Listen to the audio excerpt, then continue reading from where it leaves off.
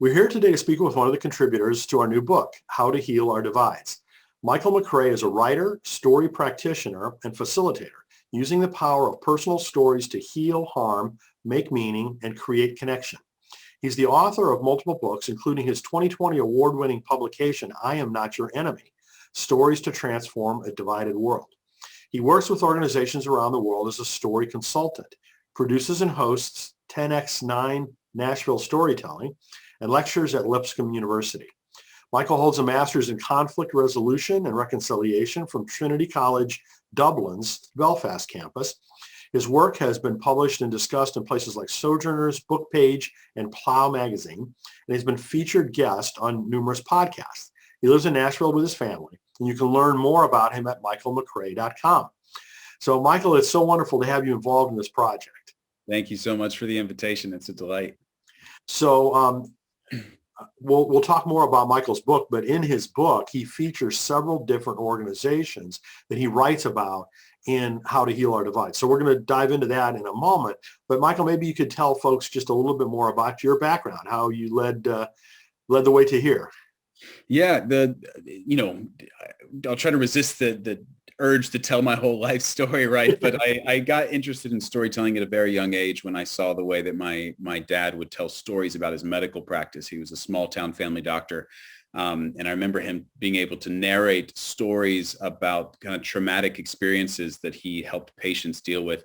And I remember at one point hearing my dad asking someone who was listening to that story, why tell such stories? And the person responded, because if we don't hear the stories, we won't know how to act. And so I kind of at the age of 10 or 11, just got really fascinated with the role of storytelling and both making meaning and also healing harm and sort of shaping culture and the ways that we think about the world. And so ended up pursuing the study of history and learned a lot about in college about how different history is when told from the perspective of those whose stories didn't get told in history. Like, what does it mean to, like I did a class in colonial America that was from the perspective of Native Americans and the people that were enslaved and women, the people that you don't usually hear about in colonial America. So all of those sort of experiences were really instilling in me this power of storytelling. And I ended up, as you read the bio, so I ended up doing work in Israel and Palestine. I went to grad school in Northern Ireland to study conflict resolution, but all throughout have found my passion being the intersection of peace building and narrative and storytelling. And so I spent a few years working with an organization called Narrative 4 that uses personal story exchanges to build empathy among people, and recently left that just last year in order to try to have my fingers in a few more pies, so to speak. And so now I've just launched this kind of consulting practice of working with organizations and individuals on how to facilitate storytelling and how to tell their own stories so that they can have the most impact in the work that they're trying to do. And so I get to work with amazing people all around the world right now, and it's a delight. That's very cool. A lot of fun, I'm sure. Yeah. So the chapter that you're writing in the new book, How to Heal Our Divides, actually is an outcome of the book that you wrote that I mentioned earlier, I Am Not Your Enemy, Stories to Transform a Divided World. So why don't we talk about that book first? Sure.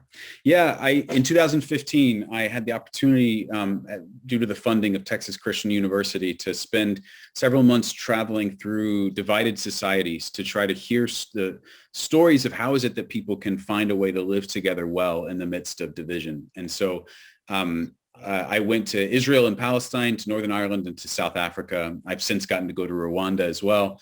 And I had dozens and dozens of conversations with people who had lost loved ones to the violence of their countries, who had committed violence themselves, were former combatants who maybe were running organizations that were designed to help people heal from the violence. And to just ask them these questions about, what does reconciliation look like? How does that fit with justice? What role does forgiveness play? How is it that you can actually be neighbors with someone who committed violence against your family or against your people group? And also then with this eye toward, what does their wisdom offer to our wounds back home in America? So that was a really important thing to me to say, as an American, I don't want to just go over there and be like, oh, let me just know about what does this look like in Israel, Palestine? Because in reality, what good does that do me if I'm not then saying, so how does that now translate, and how can we transplant those ideas in a way that's going to help them grow in our own place? So sometimes throughout the book, I very explicitly am doing that, and I'm saying, this is what this is making me think of back home in the U.S. Other times I try to tell the story in such a way that's going to help lead the reader to ask those own questions themselves. But I think for me, the point was to tell these stories and narrate the conversations I had in a way that helps people say, I see how that same dynamic is at work in my own city, in my own congregation, in my own, country, in order that we might take the lessons that are being offered to us and say, maybe there's a way that we can find a way out of these sort of projects of animosity before it's too late. So. Well, that's exactly why I wanted to include, you and, these organizations in this book, because we need to learn, right? I mean, they've gone through a lot of terrible times. Our country now is going through a very polarized time. Yeah. So we've got to learn from what other people have learned. So I appreciate, the fact that you did all that work and, turned it into a book. It's a really excellent book. I highly recommend people go get that book in addition to the new one that we're coming out with. But maybe you could dive a little bit into the specific organizations that you're going to be highlighting in How to Heal Our Divides. Yeah. So in Israel and Palestine, I had the great privilege of working with folks from the Parent Circle Families Forum. So this is an organization that's made up of bereaved Israelis and Palestinians. So these are Israelis and Palestinians who have lost loved ones, which could be a cousin, could be a parent, could also be a child, and many of them have lost children. And it's an organization where they are they're finding common ground over their shared sense of loss, and being able to say, we are the people that have the most right to perpetuate this conflict because we've lost what no one wants to lose. But it's precisely because of this loss that we're so dedicated to making sure that nobody else ever has to experience what we've experienced. And so they do lots of projects together. They have narrative-based projects of trying to learn each other's history from the other's point of view. They do a lot of work with youth, trying to go and speak in schools to help young people understand like that the other side that is full of your enemy may also be a human being that could be your friend. And they do joint Memorial Days. Memorial Day is a big day in Israel where you remember all the Israelis who have, died in war, or the Jewish folks who have died in the Holocaust. And so they do a joint Memorial Day where they also remember the Palestinians that have been killed in the conflict. And so it's just, in short, an organization with lots of different kind of work that they do, but it is fueled by this driving passion to help other parents and other family members avoid the same loss that they have. And so I tell one of the several stories from them in the book, including the last one about two men named Rami and Bassam, both of who lost daughters, to one from a Palestinian suicide bomber and one from an Israeli soldier when their daughters were young, and about the friendship that they have created together. So that's a remarkable organization. Highly recommend people check them out. There's also a new novel, a New York Times bestselling novel that came out about Rami and Bassam, those two men, called A Paragon by Colin McCann, the Irish novelist. That's Apeirogon. So you can look up Colin McCann and you'll find it. So it's a fantastic novel, and being turned into a movie by Steven Spielberg, actually. So they're about to get a lot of attention, which is fantastic.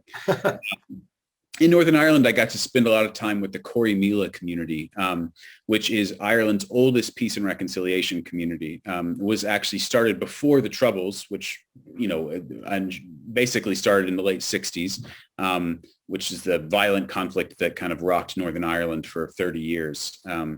It's has established itself in the northern part of Northern Ireland, up on the coast, as this sort of safe haven and possibility of shelter for people who, in some cases, were literally fleeing violence during the Troubles. So when there was terror happening all around them, Corrymeela was a place that they could come for rest and refuge.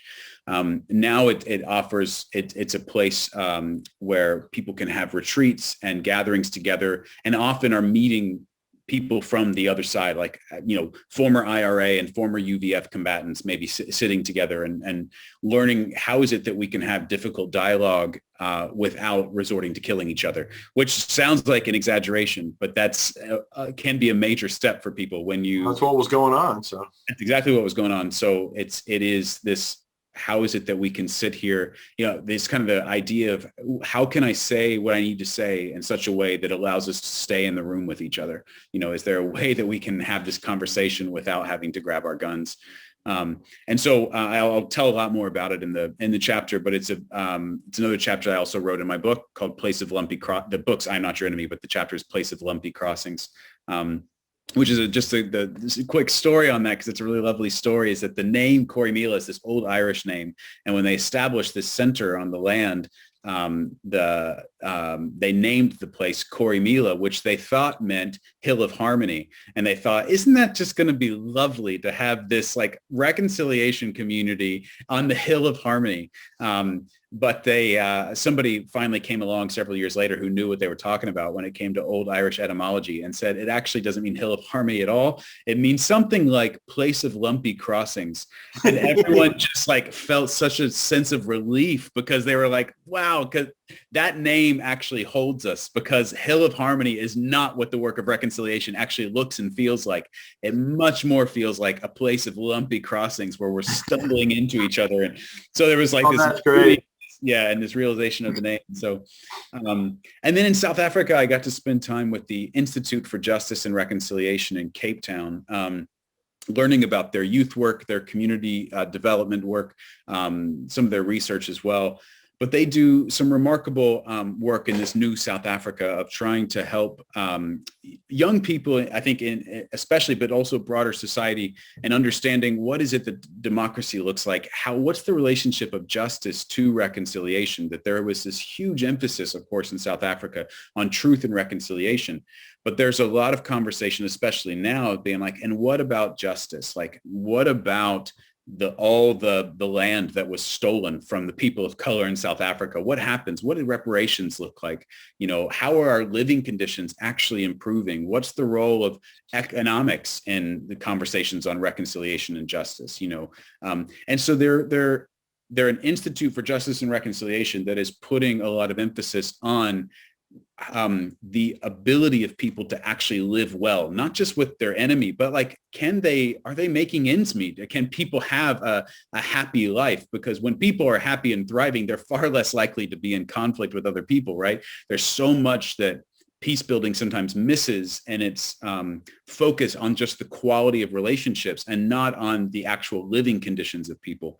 And so this is an organization that is trying to pay a lot of attention to that. So I had some really amazing conversations with them as well. And then if I have time in the chapter, I'm going to talk a little bit about Rwanda as well, and this remarkable organization there called SEVOTA, SEVOTA, which was founded by a Rwandan woman named Godelieve. And it is essentially an organization of women who were bereaved and brutalized by the genocide, many of whom suffered incredible sexual violence and trauma.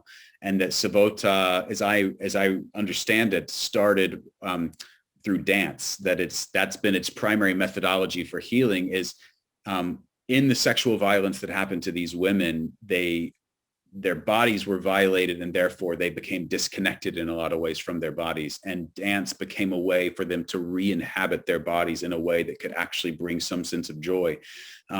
And so I'll probably tell a story just about what it was like to dance with them when I got to go and to be in Taba, Rwanda, and to see these women, knowing that almost all of them, if not all of them, had experienced incredible sexual violence, had their children butchered, literally butchered, had their loved ones butchered, and sometimes been butchered by family members. That's what was so another form of terror of the genocide, is the people you thought you could trust, you realized you couldn't trust. And to see them with smiles on their faces, finding a way to have a bit of joy in the life that they have now through dance.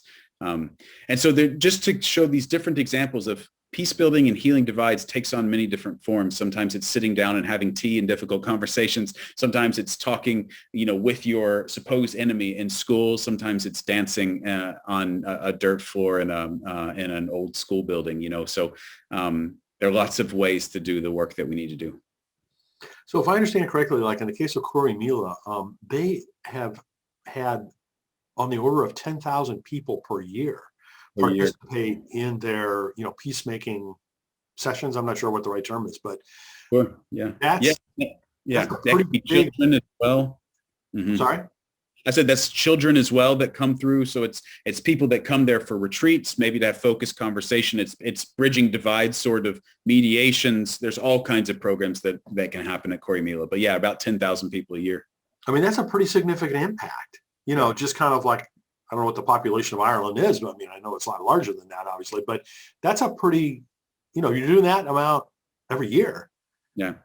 So what's your feeling on the broader cultural impact that these different organizations are having within their countries? Yeah, I mean, I don't know what kind of pulse I have on that. My sense is that Corrymeela is pretty well respected across all of the island of Ireland. I was just on a call actually earlier today facilitating a workshop for people in the Republic of Ireland. And I mentioned that I spent a lot of time at Corrymeela, and most people knew where that was, even though it's in the north. It has I think a strong reputation, and it has a very broad network because they have the Corrymeela community is in one sense the community that's housed at the center. There are people that live on site and work there, but then there's also people that are sort of in the Corrymeela network. So people who sort of it's sort of this idea of like pledging to live by Corrymeela values, and you become part of the network. And so in little towns, there are small Corrymeela groups where they get together and they try to have some intentional ways of being together. So they have this broad reach in that way. The Parent Circle and others, they have in some of their roles are spokespeople. And so they have people whose job it is to go around the world carrying this message. And so I meet people all over the world who have heard of the Parent Circle and have met some of those individuals, other places where work is modeled even after the Parent Circle. And I think the same in Rwanda. Godelieve, who established Sivota, has been honored in multiple places. Documentaries have been made about her work. And so there is a sense to which I think they are able to see that their work is there in their own place, but that they also are trying to take the impact of that to other spaces in the world so that they can kind of populate those seeds and let that work grow other places as well. Well, I think, back to our conversation about learning from what other people have done and experienced. I mean, particularly what you just talked about in terms of Corrymeela, where they have built satellite forums, so to speak, replicating to some degree what happens at their actual facility in their actual retreats, but in geographically dispersed, locations. And, talk about a model for us to use here, right? In the United States, where any of the organizations that we're featuring in our book that are, U.S. based organizations, I mean, can only do so much each one, Right. in terms of their scope. But to the extent that that scope can be, replicated and emulated in other cities, other organizations, what have you, that's a really important thing to try to make happen. Yeah, absolutely. So of all the, different experiences that you went through, which, is just an outstanding book that you wrote about that. I mean, what are some of the most important learnings that you would say that you took away from that we should be applying here in the U.S.? Yeah. I think that, one was what I learned in one of my very first conversations. I titled the first chapter, "Dialogue is Not the Goal." And this was with a Palestinian peace builder named Ali Abu Awad, who in all of his work trying to be in dialogue with Israelis and with settlers and others, it kind of came to this realization of saying, for so many people, dialogue becomes the goal. And I hear this a lot in the US, right? If we could just sit down and talk. But Ali's point was, what happens after that, right? Like, are you even imagining that something comes after the dialogue, or is dialogue the goal itself? And so he said, dialogue can never be my goal. It is my carrier to freedom.